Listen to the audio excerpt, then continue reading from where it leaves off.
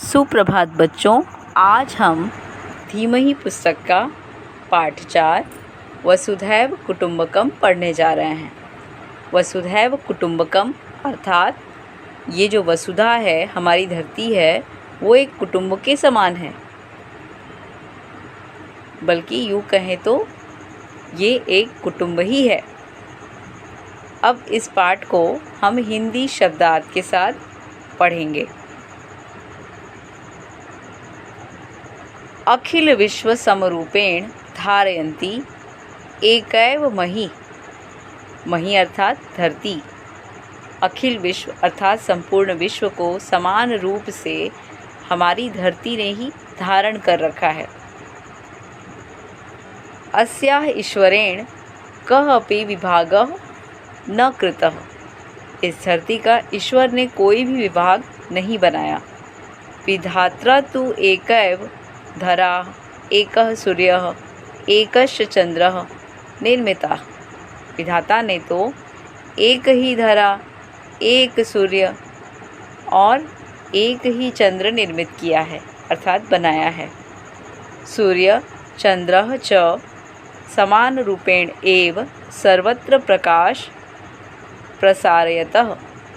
अर्थात सूर्य और चंद्र भी समान रूप से सभी ओर प्रकाश प्रसारित करते हैं, फैलाते हैं।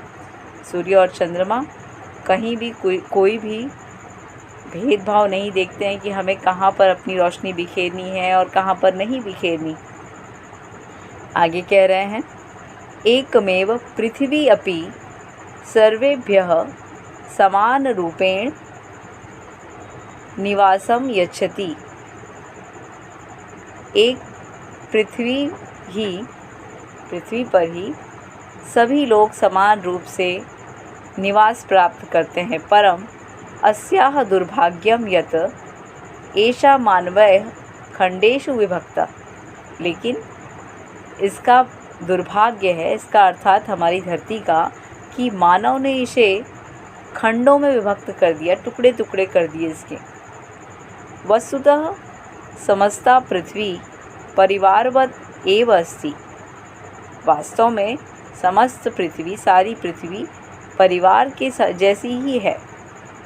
यदा कालक्रमेण परिवारस्य सदस्याः अधिकायन्ते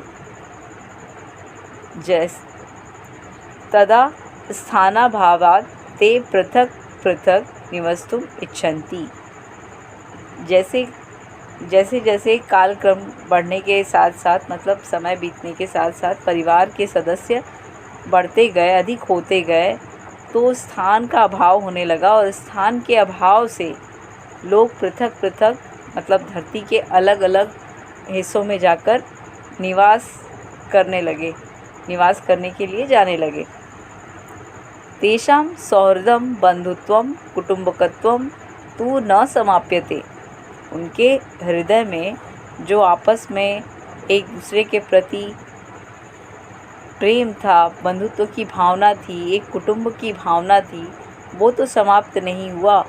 एवमेव यदि अखिले विश्वे एव एतादृशः भावः भवेत् तर्हि विश्व बंधुत्व भावनया ओतप्रोतः भवेत्। यदि विश्व के सभी लोगों में जो अभाव के कारण यहाँ वहाँ जाकर बस गए हैं, सबके भीतर, सबके अंदर एक कुटुंबकत्व की भावना हो, बंधुत्व की भावना हो, तब तो हमारी धरती जो है वो एकदम ओतप्रोत हो जाएगी खुशी से।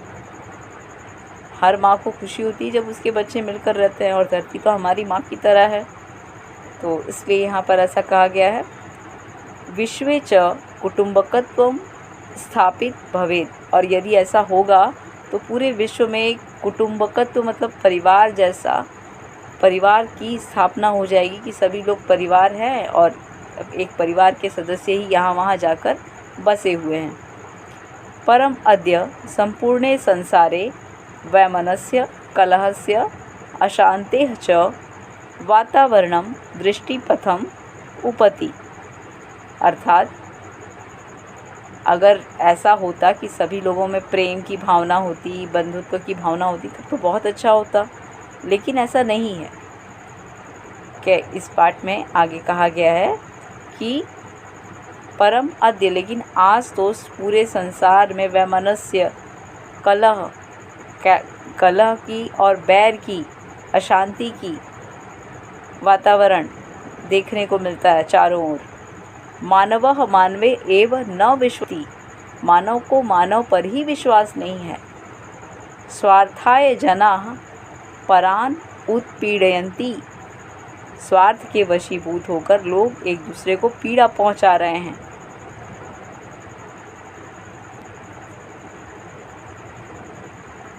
आगे कह रहे हैं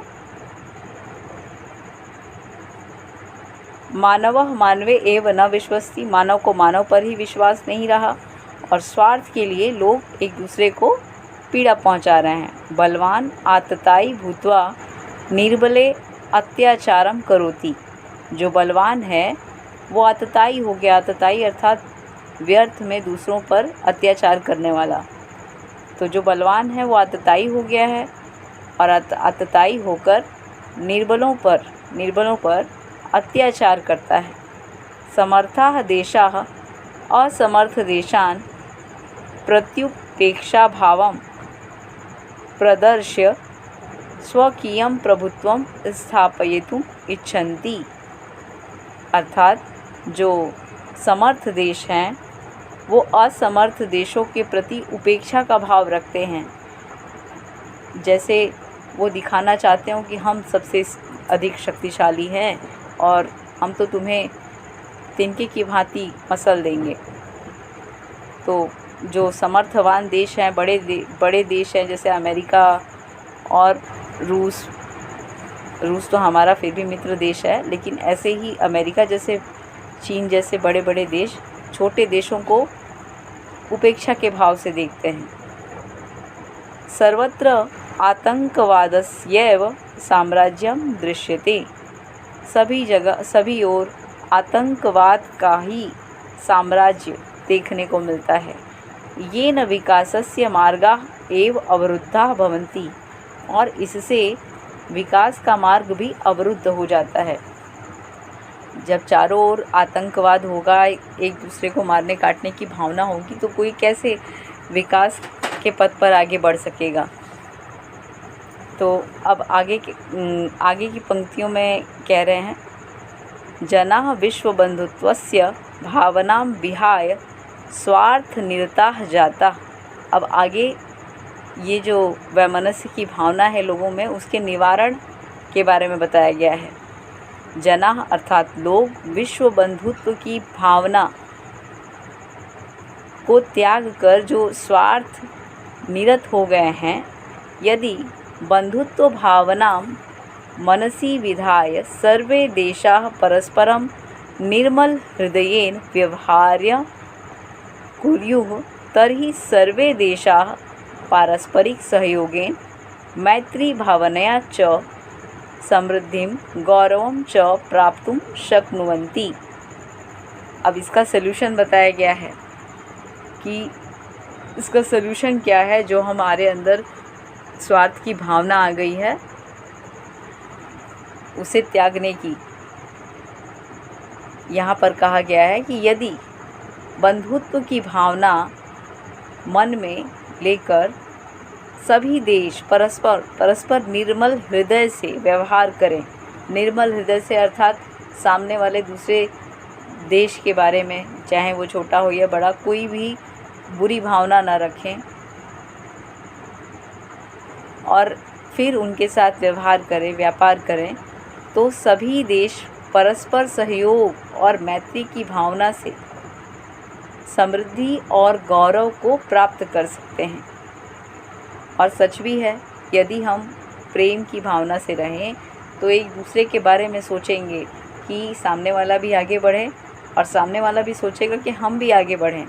तो इस तरह यदि सभी देश परस्पर वैर की भावना को छोड़कर एक दूसरे के बारे में सोचें और फिर एक दूसरे का सहयोग करें, तो निश्चित ही सभी समृद्धि और गौरव के गौरव को प्राप्त कर सकते हैं।